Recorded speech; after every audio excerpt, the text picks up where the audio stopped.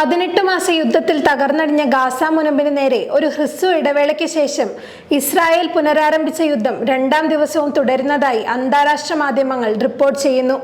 ചൊവ്വാഴ്ച പുലർച്ചെ പുനരാരംഭിച്ച ആക്രമണത്തിൽ സ്ത്രീകളും കുഞ്ഞുങ്ങളുമടക്കം 400-ലധികം പേർ കൊല്ലപ്പെട്ടിരുന്നു. ജനുവരി 19-ന് ആരംഭിച്ച വെടിനിർത്തലിന് വിരാമമിട്ട് പുനരാരംഭിച്ച ആക്രമണം ഈ യുദ്ധത്തിലെ മാരക ദിനങ്ങളിൽ ഒന്നായിരുന്നു. ഹമാസിനെ സമ്പൂർണ്ണമായി തകർക്കുകയും ബന്ദികളെ മുഴുവൻ വിമോചിപ്പിക്കുകയെന്ന അസാധ്യവും അപ്രായോഗികവുമെന്ന് പൊതുവെ വിലയിരുത്തപ്പെടുന്ന ലക്ഷ്യം കൈവരിക്കാതെ യുദ്ധത്തിൽ നിന്ന് പിന്നോട്ടില്ലെന്ന് ഇസ്രായേൽ പ്രധാനമന്ത്രി ബെഞ്ചമിൻ നെതന്യാഹു ആവർത്തിക്കുന്നു.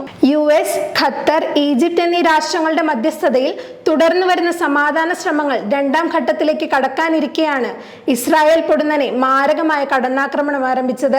US ഭരണകൂടത്തിന്റെ അറിവോടും അനുമതിയോടുമാണ് അന്താരാഷ്ട്ര സമാധാന ശ്രമങ്ങളെ അപ്പാടെ അട്ടിമറിച്ചുകൊണ്ടുള്ള ആക്രമണത്തിന് നെതന്യാഹു മുതിർന്നിരിക്കുന്നത്.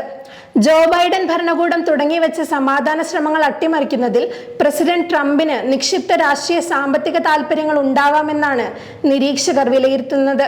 പ്രധാനമന്ത്രി നെതന്യാഹുവിന്റെ കാര്യത്തിൽ അയാളുടെ രാഷ്ട്രീയവും വ്യക്തിപരവുമായ താൽപര്യങ്ങൾ പ്രകടമാണ്. ഇസ്രായേലി ജനതയുടെയും രാഷ്ട്രത്തിന്റെയും പൊതു താൽപര്യങ്ങൾക്ക് വിരുദ്ധമാണ് ഇപ്പോൾ പുനരാരംഭിച്ച ആക്രമണ യുദ്ധമെന്ന് ഇതിനോടകം വ്യക്തമായിട്ടുണ്ട്. അഴിമതി ആരോപണങ്ങൾക്ക് വിചാരണ നേരിടുന്ന നെതന്യാഹു അധികാരത്തിൽ തുടരുന്നത് തീവ്ര വലതുപക്ഷ സയനിസ്റ്റ് പാർട്ടികളുടെ പിന്തുണയോടെയാണ്. മുഖ്യധാര പ്രതിപക്ഷ പാർട്ടികളുടെ ശക്തമായ എതിർപ്പിന് പാത്രമായ നെതന്യാഹു കഴിഞ്ഞ 15 വർഷമായി അധികാരത്തിൽ തുടരുകയാണ്. അധികാരത്തിൽ നിന്നും പുറത്താവുകയും ശിക്ഷിക്കപ്പെടുകയും ചെയ്താൽ ശിഷ്ടകാലം ജയിലിൽ കഴിയേണ്ടി വരുമെന്നതാണ് അവസ്ഥ. വെടിനിർത്തൽ കരാർ അവസാനിപ്പിച്ച് യുദ്ധം പുനരാരംഭിക്കാൻ സയനിസ്റ്റുകൾ നെതന്യാഹുവിന്റെ മേൽ സമ്മർദ്ദം ശക്തമാക്കിയിരുന്നു. യുദ്ധകാര്യ മന്ത്രിസഭയിലെ ധനമന്ത്രി തന്നെ രാജ്യഭീഷണി മുഴക്കിയിരുന്നു. മാർച്ച് 31-നകം ബജറ്റ് പാസാക്കിയില്ലെങ്കിൽ സർക്കാർ നിലംപൊത്തുമെന്നതായിരുന്നു അവസ്ഥ. ഇതിനിടയിൽ രാജ്യത്തിന്റെ ആഭ്യന്തര സുരക്ഷാ ഏജൻസി ഷിൻ ബെറ്റിന്റെ തലവനെ തൽസ്ഥാനത്ത് നിന്നും നീക്കാനുള്ള നെതന്യാഹുവിന്റെ ശ്രമങ്ങൾക്കെതിരെ രാജ്യത്തെമ്പാടും വൻ പ്രതിഷേധവും ഉയർന്നിരുന്നു. 2023 ഒക്ടോബർ 7-ന് ഹമാസ് ഇസ്രായേലിൽ കടന്നുകയറി 2000-ലധികം പേരെ വധിക്കുകയും 250 പേരെ ബന്ദികളാക്കുകയും ചെയ്തതാണ് യുദ്ധത്തിലേക്ക് നയിച്ചത്. സുരക്ഷാ മുന്നറിയിപ്പുകൾ അവഗണിച്ചതാണ് അതിന് കാരണം. അതേപ്പറ്റി നടക്കുന്ന അന്വേഷണത്തിൽ ഷിൻബെറ്റ് തലവന്റെ മൊഴി നിർണായകമാകും. അതിനു മുൻപ് അയാളെ തൽസ്ഥാനത്ത് നിന്ന് പുറത്താക്കാനാണ് നെതന്യാഹുവിന്റെ നീക്കം. ഗാസയ്ക്കെതിരെ ആക്രമണം പുനരാരംഭിച്ചതിന് തൊട്ടു തലേന്ന് ആയിരങ്ങൾ നെതന്യാഹുവിന്റെ വസതിയിലേക്ക് പ്രതിഷേധ മാർച്ച് നടത്തിയിരുന്നു. നെതന്യാഹു അഴിമതി കേസിൽ വിചാരണ നേരിടാൻ ചൊവ്വാഴ്ച കോടതിയിൽ ഹാജരാകേണ്ടതായിരുന്നു. അന്ന് പുലർച്ചെയാണ് ഗാസയ്ക്കെതിരെ യുദ്ധം പുനരാരംഭിച്ചത്.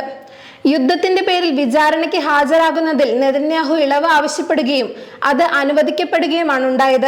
ബന്ദികളാക്കപ്പെട്ടവരെ വിമോചിപ്പിക്കുന്നതിന് യുദ്ധം അവസാനിപ്പിക്കണമെന്ന ആവശ്യം ശക്തിയാർജിക്കുകയും അതിന് മാധ്യമങ്ങളുടെയും ബഹുജനങ്ങളുടെയും മുഖ്യധാര രാഷ്ട്രീയ പാർട്ടികളുടെയും പിന്തുണ ലഭിക്കുകയുമുണ്ടായി. എന്നാൽ തീവ്ര വലതുപക്ഷ സയനിസ്റ്റുകൾ യുദ്ധം അവസാനിപ്പിക്കുന്നതിനെതിരെ നിലപാട് കടുപ്പിച്ചു.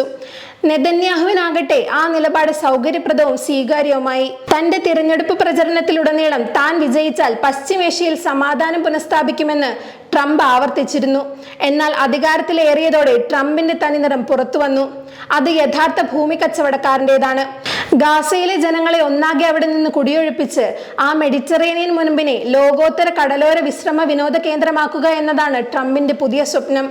നെതന്യാഹു ആ സ്വപ്ന സാക്ഷാത്കാരത്തിന് പറ്റിയ പങ്കാളിയും കൂട്ടാളിയുമാണെന്ന് ട്രംപ് വിലയിരുത്തുന്നുണ്ടാവും. ലോക രാഷ്ട്രീയത്തിൽ മേൽക്കൈ നേടിയിരുന്ന രാഷ്ട്രീയ കച്ചവട കൂട്ടുകെട്ടാണ് പുനരാരംഭിച്ച ഗാസ ആക്രമണത്തിന്റെ കാതലെന്ന് വിലയിരുത്തുന്നതിൽ തെറ്റില്ല. അതിനു മുൻപിൽ അന്താരാഷ്ട്ര നയതന്ത്രവും സമാധാനത്തിനും മനുഷ്യാവകാശങ്ങൾക്കും മാനവിക മൂല്യങ്ങൾക്കും വേണ്ടിയുള്ള മുറവിളികളും വനരോധനങ്ങളായി മാറുകയാണ്. ഈ പശ്ചാത്തലത്തിൽ യുദ്ധത്തിന് അറുതി വരുത്താൻ സമാധാനകാംക്ഷികളായ ലോക ജനത ഒറ്റക്കെട്ടായി അണിനിരക്കേണ്ടിയിരിക്കുന്നു.